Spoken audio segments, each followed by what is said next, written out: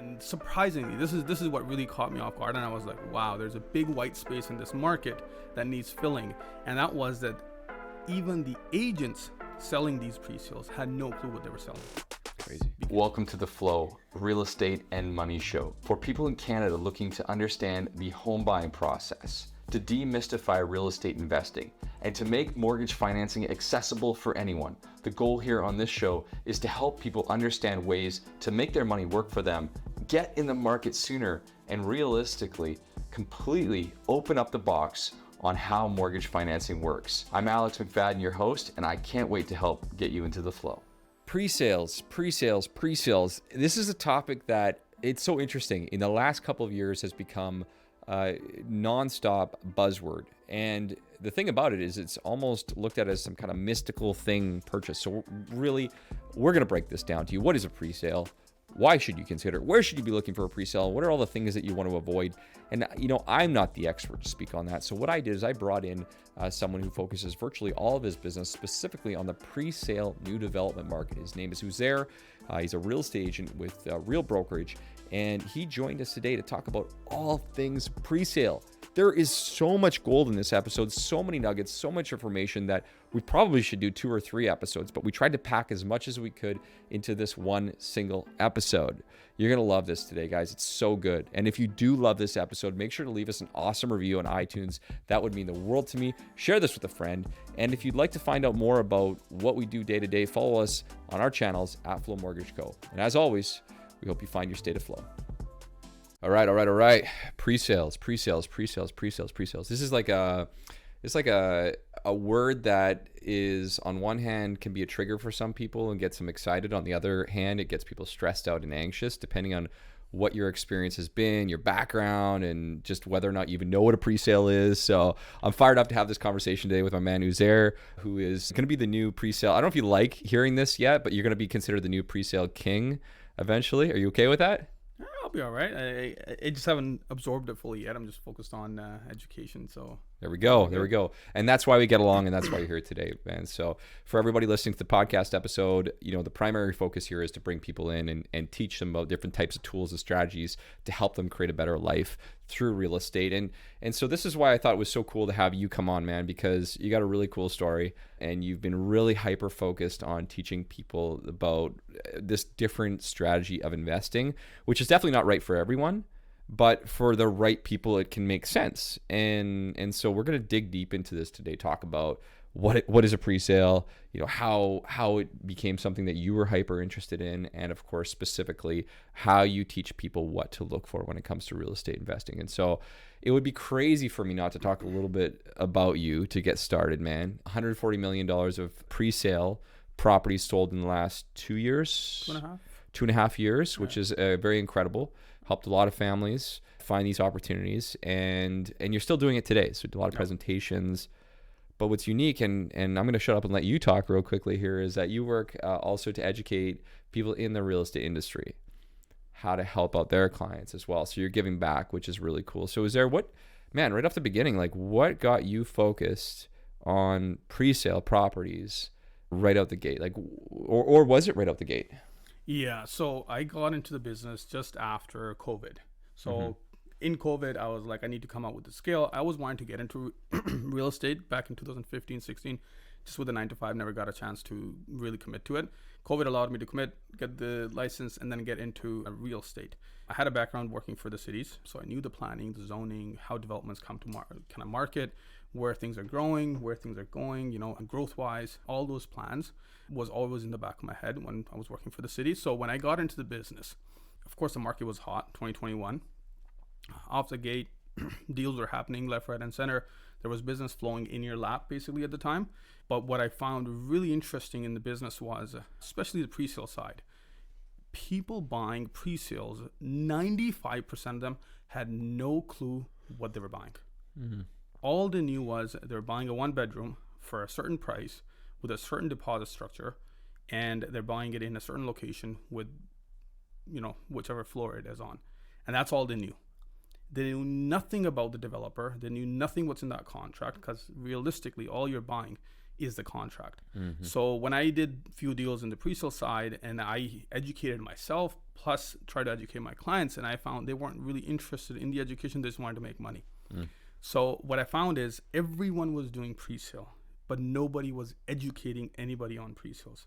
And the reality of pre-sales is 95% of what you're buying is really that contract, which is 50 pages long and a 200-page disclosure statement. That's wild. You're buying a contract. You're buying a piece of paper for $500,000, $1 million, $2 million, and you're buying a piece of paper, and you don't know what's on that piece of paper, but there's something at the end. You're gonna make money, right? That's what people are thinking. Exactly. All they knew was a floor plan and where it's going to be located in the building and whatever they paid for it, and that's all they knew.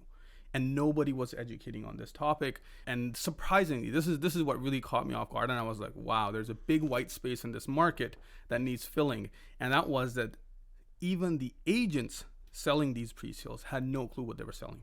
Crazy. Because ultimately the walkthrough of this purchase is you walk into a presentation center and they tell you this is a floor plan that's available. Here's a building, here's a model, and here's what you're going to pay. And the agent just takes the IDs and hands it over to the presentation center rep, and they'll draft up a contract, which is drafted by the lawyers of the developer. And then they do a DocuSign, done, 25 signatures are done, and they have no idea what they bought. Okay. So we need to take some steps back here because that's a lot. And I'm sure anybody listening to this is probably like, yeah, I know. No, but wait, hold on a second here. What are you talking about? So why don't we go back to like pre-sales as a general rule? Like, you're buying a contract, as you mentioned, but let's just define a pre-sale, because I think people get mixed up between new construction and pre-sale, and what is that and what does it mean? So how would you define a pre-sale to someone? How would you define that? So pre-construction for me is very simple. You're buying a contract for an exclusive right of ownership to a building that is being proposed by a developer. So developer has acquired the land, they have proposed plans on it, and what they need now is to get a building permit. It's already been submitted to City Hall, they just haven't approved it yet. And two, they need to get their financing in place. So that is what's going to happen. So once they file for something called a disclosure statement, which is like the blueprint of the development, it goes through certain readings, approval, and once the building is, for example, sold out in a pre-construction phase where 70% of the units are now in exclusive contracts, firm contracts, where people have put their deposits to exclusive ownership. Now they take that contract, go to a lender and say, hey, we have 70% sold, which is one of the requirements, or it could be 60%, just depending on the developer and the lender. And then they file it with the city to get their building permit. So that's the next phase. This is crazy because I think, I know this, but I think most people don't realize that when they purchase a pre-sale property, it's still in very much a planning phase, and in many circumstances, the developer, depending on the size of the developer, has not secured financing. 100%, with the exception of perhaps a very, very, very large developer that's got deep pockets and they have nearly guaranteed contracts. Exactly. Most of them are using these pre-sale dollars and deposits to secure the actual financing as leverage, right? That's right. In most, I think, generally speaking, a vast majority of consumers don't realize that as they consider this, and which is obviously very important understanding as to who is. Exactly. So the rule of thumb is if they have broken ground, they have financing in place and they have building permit in place.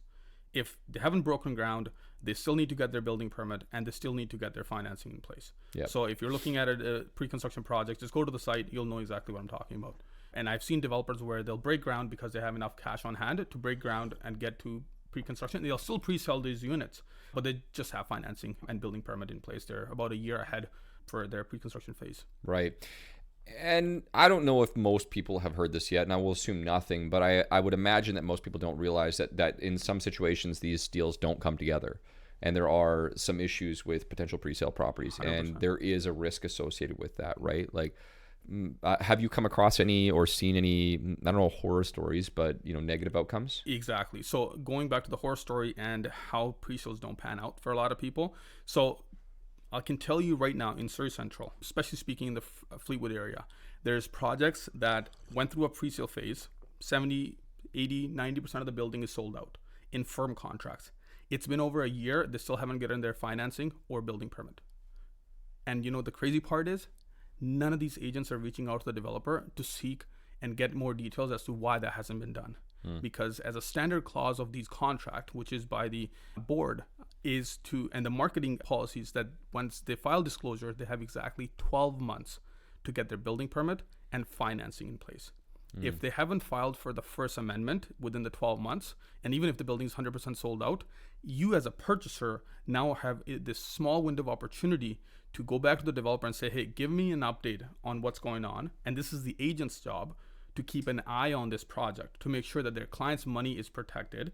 If they don't have building permit, they then go on and exercise their termination clause and say, hey, you have not complied with your clauses, which is to get a building permit and financing in 12 months of disclosure.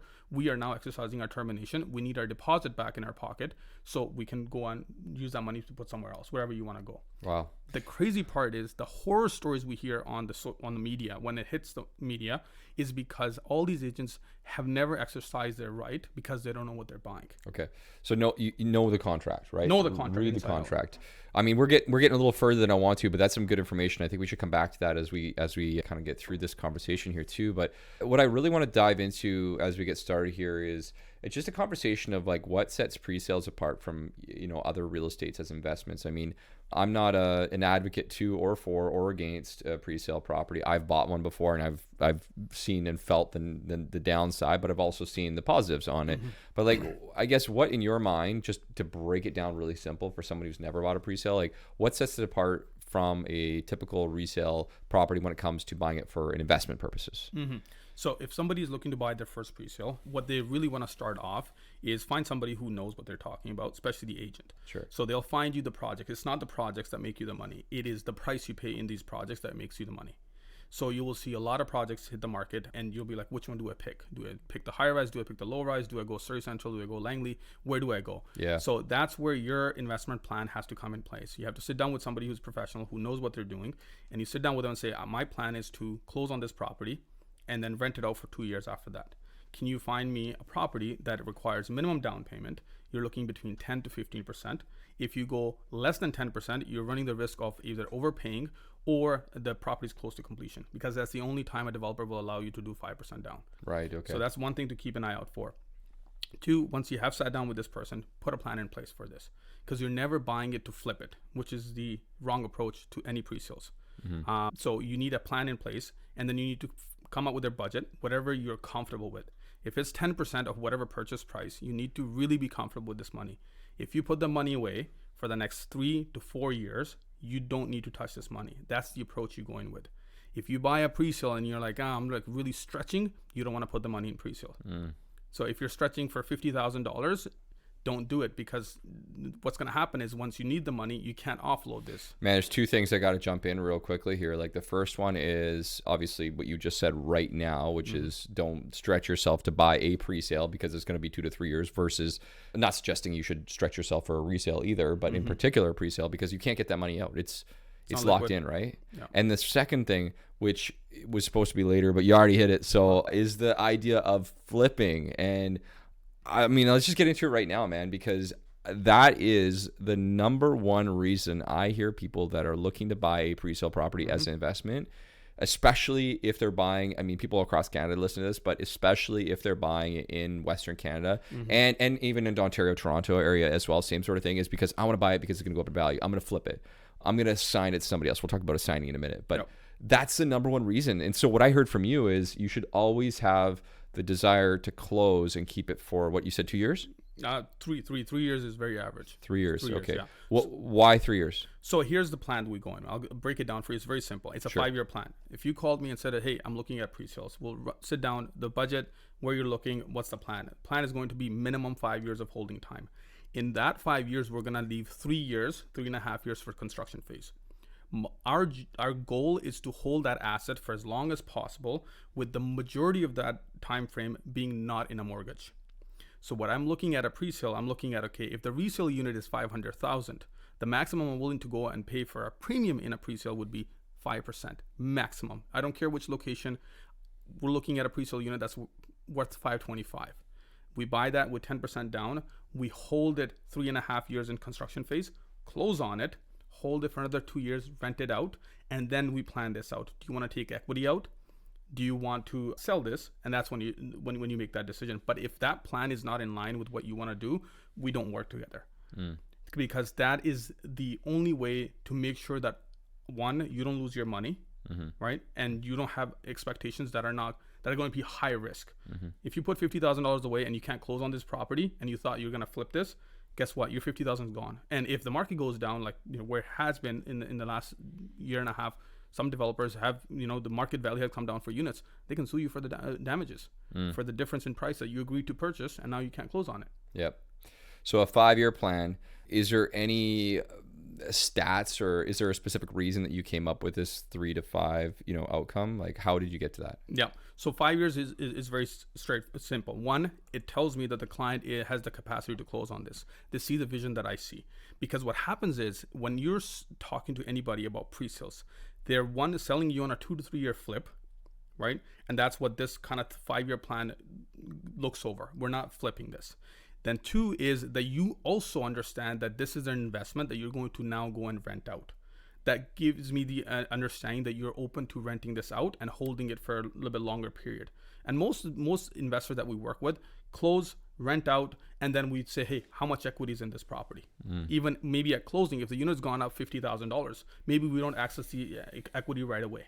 We access it a little bit down the road. At least he has equity in this property. It's the whole point is, how do we get in with the minimum down payment, which is, let's just say 10%, right? You ride out 3.5 years, and then you come up with the remaining if you're going to do full 20% down, right? It gives you more time to come up with more equity. And that opens the doors to a lot of new investors, first-time investors. Right. Put 10% down, 3.5 years in construction phase. We come up with the remaining balance on completion, close on it, put a tenant in there. It's a test in delayed gratification for me. Delayed gratification is something that most people don't have. As you noted, they want to just get the money in and have the magic of equity happen, and then boom, they flip it and it's gone, and over from there. And we know that real estate investing doesn't work that way, both in resale or pre-sale. So I like the strategy for 2 ends. One, because you know that there's no guarantees in the value going up. But number 2, that you are checking to see if someone has the fortitude to be able to hold that property for a few years. Let's go back to that point about flipping and talk about that. So you're talking to people daily and weekly about buying real estate investment. What do you typically say to them when they say, I want to flip to make money? And do you find that a lot of those people convert to this 5-year rule, or do you feel like a lot of those people decide not to move forward when you say, hey, no, don't flip it? Yeah. So once we come to that point where we're deciding whether we're going to flip this or not, and if they're not in line with this plan, they either decide that this is not something that they want to explore because they either heard it from a friend who made $100,000 on a flip and they're expecting the same returns. And then they decide, okay, this is not for me and I'm probably not going to be able to close on it, so I'm not getting into this. 2, they know that they can close on this. They have the capacity to close on it. But what they then do is then they think about it as a portfolio building stage. Then we sit it down and make sure that, hey, we're starting with 1. Once we get to the closing, then you rent it out. We can start to explore more options with the equity that you have and put it into a next pre-sale. So when you break that down, it's a long-term plan, but it's not a 2-year flip. Flipping will happen. It has happened. But here's when flip will happen. And this is very important. If the market is very low in inventory, there's nothing on the market as a 1-bedroom, 2-bedroom unit in, let's just say, for example, Surrey Central, and buyers are getting ruled out in multiple offers, that is the only time somebody's going to buy your piece of paper. And the reason why I'm saying it piece of paper, because at that time you have no presentation center, you have a building under construction, and you're carrying around a piece of paper and a floor plan that somebody's going to be putting their money on and buying from you. Right. And a lot of people think that they're going to squeeze every meat off the bone, or take every meat off the bone when they go to flip it. If the unit is valued at $550, they want the exact $550. It doesn't work like that. You need to incentivize the next buyer to say, hey, the current market value, if you were to go buy in the resale where you can walk into a property, would be $550. You see what you're buying. But as an assignment, you have to approach it that way where it's more attractive for them. Right. Maybe $540, $535. So they're incentivized to pick up your paper. And in many situations, so an assignment for those who are listening that don't understand is when you're selling the rights to a contract on the purchase of a property. So essentially before it's complete, right? Exactly. So you've bought it, now you're selling it to someone else. So incentivizing the buyer, I mean, my understanding is that in many circumstances, these contracts, you can't even publicly post. So you can't put them on the multiple listing service where, again, for a listener, that's where you find most of your listings, that you're jumping on realtor.ca or wherever you're looking, or your real estate agent is sending you listings are usually coming from this public listing site. Exactly. So if you're a seller, you're typically not seeing, or sorry, you're not getting that huge buyer pool unless you're working with an agent perhaps who has a broad network. But obviously that's case by case. So there's a risk associated with not being able to expose that property to a lot of people. Not to mention assignment fees. Oh yes. Yeah. So explain assignment fees. So assignment fee would be is what a developer puts on the contract states if you decide to move this contract forward to an next buyer, they're going to charge you a fee. Sometimes it's in percentage, sometimes it's a flat fee, and there's additional some admin fees in the contract. So what I've seen is that developers used to have high assignment fees, and then because of the 2021 boom, they started to lower the assignment fee. But what they have done now is lowering assignment fees is become a trap. So they'll say 0% assignment, but the price of the unit has gone up, let's just say $25,000, $30,000 from where it should have been. So they're charging a premium on the price now and then showcasing a 0% assignment fee. So you have to really watch out for what the unit is worth and whether the 0% assignment fee even makes sense for you. If you're overpaying, what's the point of having 0% assignment fee when you're not going to have no margins to flip it in the first place? Yep. So something to watch out for when it comes to assignments with developers. Yeah, man. And I think just the idea of like overpaying and the concept of what is it worth is that itself is a very difficult thing for anyone to consider because, even in residential resale real estate, we typically talk to our clients who are looking at buying something even if it's a primary or if it's an investment property. And we say, okay, well, historically over the last 5, 10, 15, 20 years, we try to use a longer time horizon because it's a little bit more sustainable. But say over the last 10 years, a minimum appreciation rate is X. Let's just say 7% year over year. So based on a relatively stable market, which we don't know what that is anymore, but generally longer time frame of 5 to 7 years, we can assume that your property of $1 million could be worth $2 million in 4 years or $1.4 million in 5 years, and on and on and on and on. Well, when you're buying a pre-sale, how are you actually judging to see if the value's there? Is that the same metrics you're using or something else? So the metrics that we use, so developers use different metrics. Developers are going to charge you the potential appreciation, and most of these developers will charge you the premium upfront. Okay. So for example, if in 2027, the area of Surrey Central is anticipated to be around $1,200 a square feet. Yep. They're going to post that on their price tag in selling you now, which is 4 years earlier. So a lot of people think, oh yes, it'll be worth that much in 2027, so I'm okay paying for that. But then why are you investing in pre-sales? The idea of investment is, and this is how you make the safest pre-sale investment. You look at a unit and you do the dollar per square feet cost in the pre-sale market, and then you go look in the resale market, go on the MLS, look at a similar unit which is 1 to 2 years old, and you do the dollar per square feet cost of that unit. What you want is a maximum of 5% premium on the pre-sale the pre-sale unit. Currently in Surrey Central, there's about a 20% premium on pre-sale units in comparison to a resale unit. Right. A 1-bedroom in Surrey Central you can get for $475,000 to $500,000. Yep. If you go to the pre-sale side, you're now paying $575,000 to $625,000. That is a way big of a premium. That's almost a 20-25% premium on that price, which I would never get my investors to buy because you're not going to make money. You won't have any margins to assign, even if it's the worst case scenario for you where you're not even looking to make profits anymore. You can't close on it. You can't even assign it at cost. Right. Even if you sell it at cost, you're losing money. So that's why you never want to buy into those higher premiums when it comes to pre-sales. Yeah, and so assigning at cost, to explain that to a listener, once you get to completion or close to completion, you're actually trying to resell that unit or resell the unit prior to it being complete. You're suggesting that it would be a possible likelihood or very likely chance that someone who's selling that contract might barely make back what they actually bought it for at that time. Exactly. Yeah, that's really good. So basically look at the actual dollar per square foot of something that's sold, not selling, sold, right? Sold, exactly. Sold. And look at the time horizon, 3 years, 5 years, and look at 5% premium. So does the time horizon play into that as well? So like, for example, if it's 3 years versus 2 years or 5 years? So when we're looking at time horizon, minimum, I'm looking for 3 years. Yep. Anything less than that, it has to be something that you're looking to move into. If you're going to go for a 1-year completion or 2-year completion, this has to be your primary residence.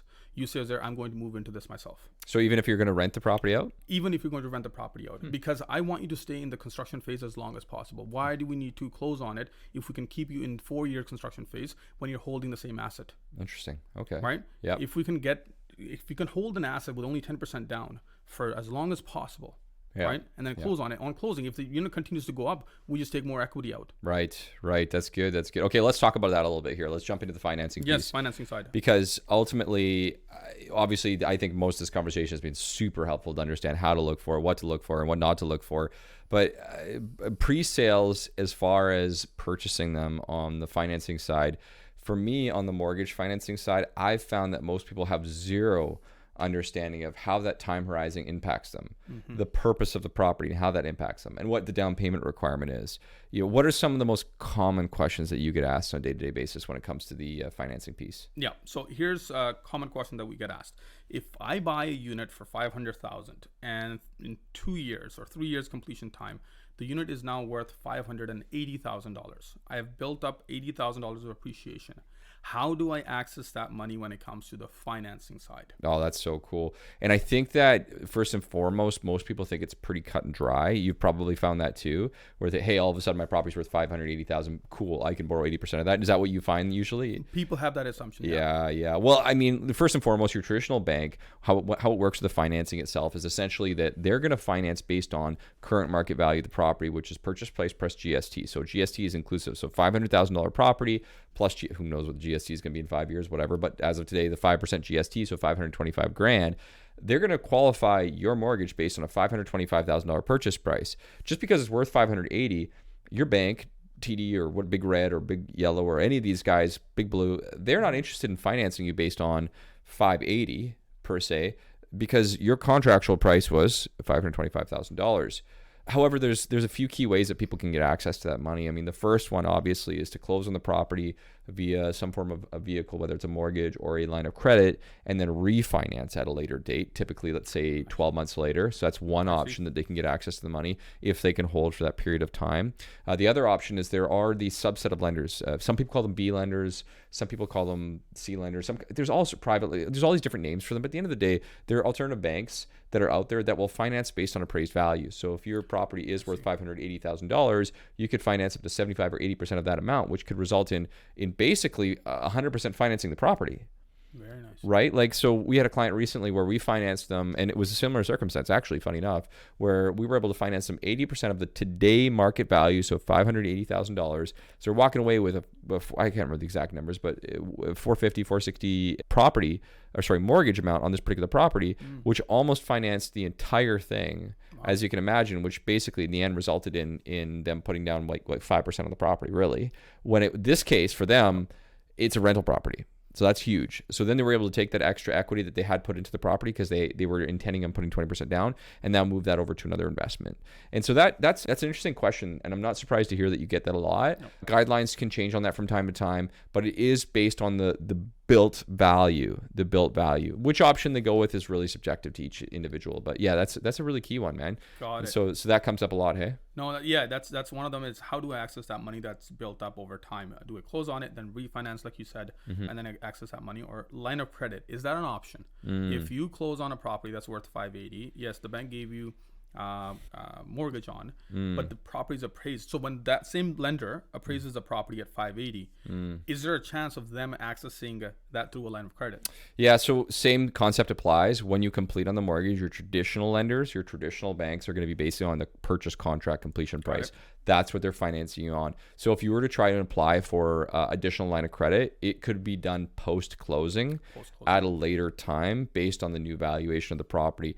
That's a little bit subjective to the time that you do it and the actual institution too, because when we're facing a market where the lenders have constricted values, they're less likely to give you as much money. And you have to keep in mind that you can only borrow up to 65% in a HELOC or 80% total value. So case by case, but it is totally an option for someone to go after the fact and apply for a home equity line of credit for the increased value on the property. In a market where the banks have a lot of money to give away, like for example 2021, we could see that happening all the time. In a market like 2023 market, we've seen banks tighten up. They're less likely to give that money away. Really is going to depend on that consumer. But I think that's why they should look at all their options, right? Awesome. And when let's just say, for example, you work with all lenders. Yeah.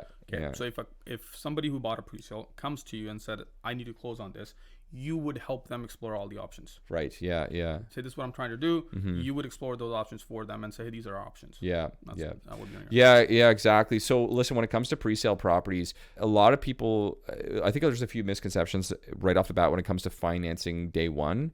So if you have a contract that is 3 years out, typically there is a lender or a bank that has a builder mortgage approval option.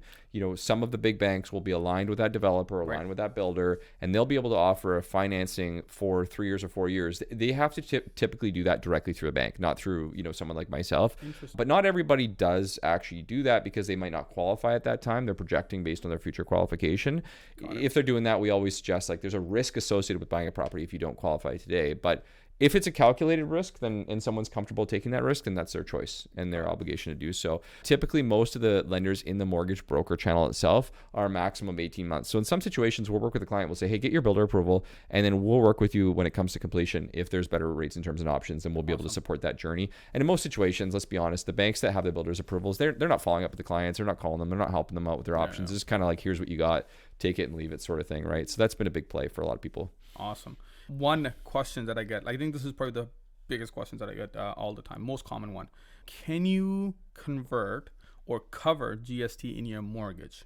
Oh yeah. Same scenario. Yeah. Bought it for 500,000, worth 580. Yep. Can you get the lender to pay up the 5% or put the 5% GST in the mortgage? Totally. And that between that and the assignment costs are the two biggest questions that we see when it comes, and misconceptions that we see when it comes to pre-sale properties. Number one, the GST forms part of the purchase price. So at a $500,000 purchase price, that $525 is the total purchase price now. Right. And where that messes people up is they put down a deposit of 100, let's say 20%, which is 100 grand on 500.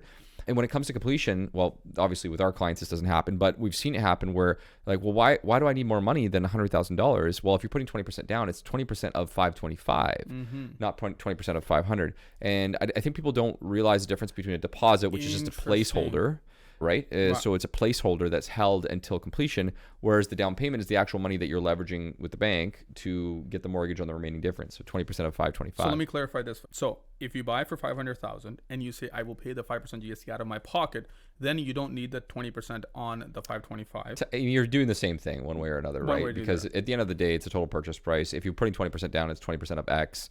The lenders are going to look at it as the total as complete value at the end of the day when it comes to that number. So that was a big one. The same thing we see happen when it comes to assignment contracts. So if you're assigning or flipping a contract, you actually can qualify to that assignment cost. So for example, if you're buying a contract, well, not you, but if your client's buying a contract off someone, there's a lift, right? That's the amount of money that they're charging as a profit. Of course. So you can definitely finance that. And I think that there's a huge misconception because a lot of the people at the bank and or mortgage companies, and in some cases brokers, don't even know that lift can be financed.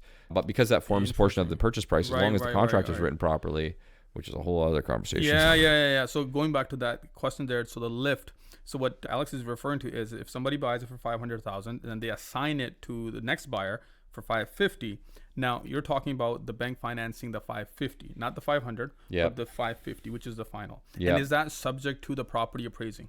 Yeah, of course, absolutely. So that's something very important for listeners is that you need to make sure that you're not overpaying even in the assignment part. Yeah. If it doesn't appraise, then you're not getting that mortgage. Yeah. So it needs to appraise. Yeah. Now you're interviewing me here, but I like it. But so that actually brings us back. So let's get back on track here with the last couple points before, and we're gonna have to do a whole other episode on all this stuff. But like some of the potential risks and downfalls of pre-sale properties and or assignment contracts is that appraisal consideration, particularly when the market takes a little bit of a dive, short form, and which is why I think you mentioned it's important to be able to complete and close and hold long term and make sure that that's not all your money. Because if you buy that $550,000 contract, whether it's a pre-sale or an assignment contract, and the appraisal comes in at $500,000, you've got to make up a portion of that difference, right? Have you seen that happen? Yes. So, and this is something that I think we'll go back to as well, is when you're buying a pre-sale, the product that you're buying is very crucial. So there's few products that you're looking at. You're looking at a condo, you're looking at a townhome, you're looking at a detached, just like any other resale. But when we're working with investors, we're very focused on condos only. Yeah. Because condos have a longer construction time frame, which allows you to build up more equity and give the market some room to breathe. Yeah. What happens is what I found a lot of people get in trouble at is that a lot of people lost money, their deposit, and got sued is townhomes. So because townhomes tend to have between 6 months to 12 months, and maximum I've seen is about 18 months of construction time.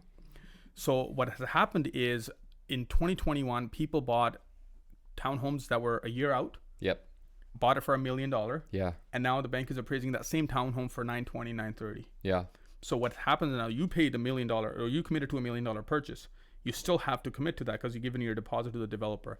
When you go to the lender and the lender says it's only worth 920, now you have to make up that $80,000 difference on top of your deposit. Right. So that's why townhomes are not your pre-sale investments, period. I don't care what somebody says.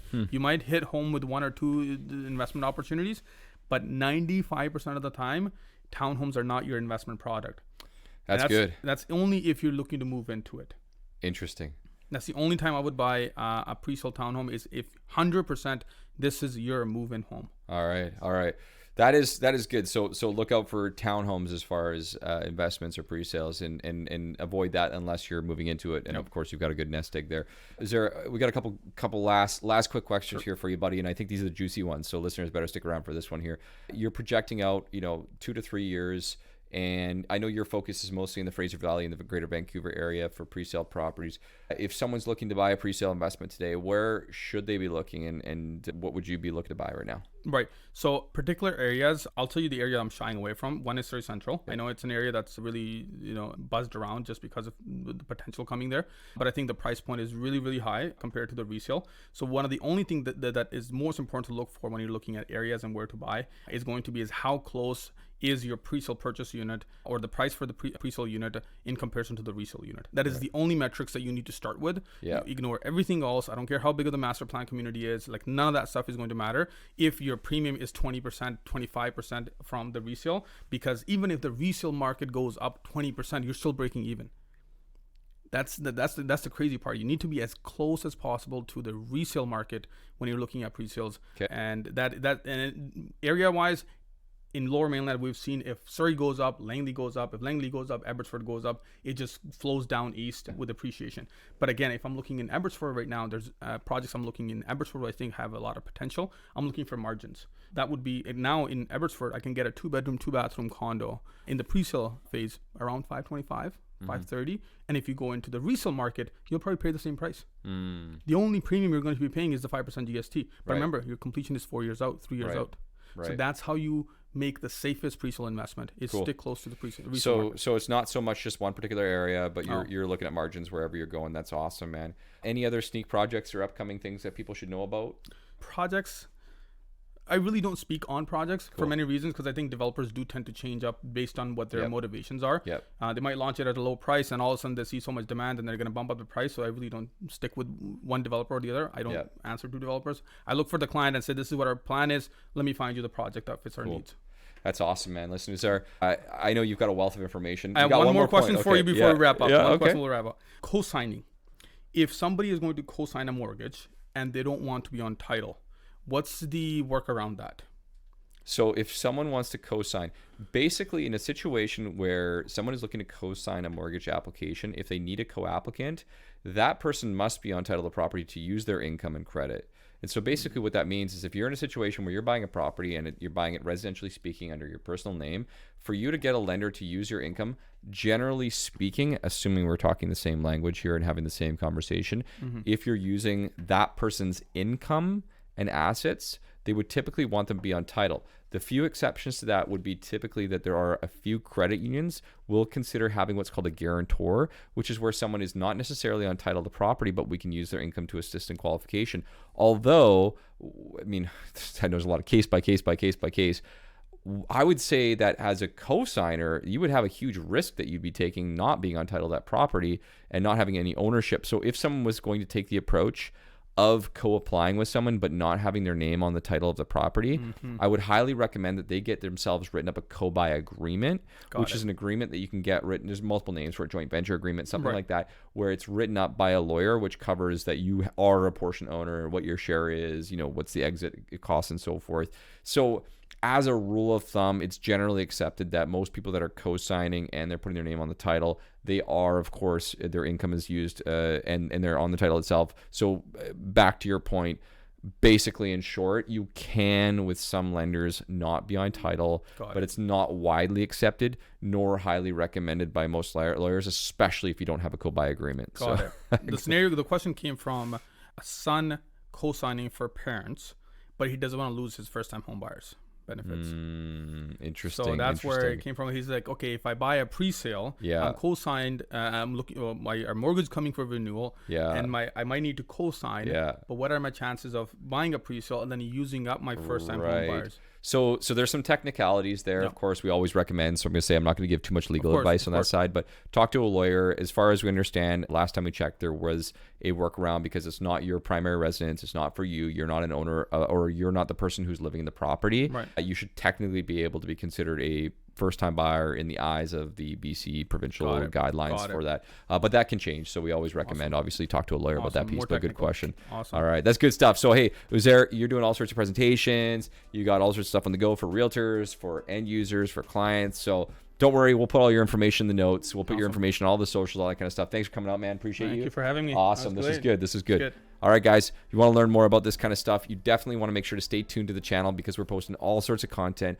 And make sure if you're loving this episode to hit that share button because that is how we help more people. Thank you so much, and we'll see you on the next one. That was an unreal episode of The Flow. I hope you enjoyed it as much as I did on my side right here. If you haven't already done so, make sure to check out all of the incredible resources that we have available. You can find us on Instagram at Flow Mortgage Co. You can find us on our website, getflowmortgage.ca. And of course, don't forget our free first-time homebuyer masterclass that's currently available on our website for anyone who listens to the episodes. And if you loved what you listened here today, the only thing that we ask for is to share this with someone else that you think this could help.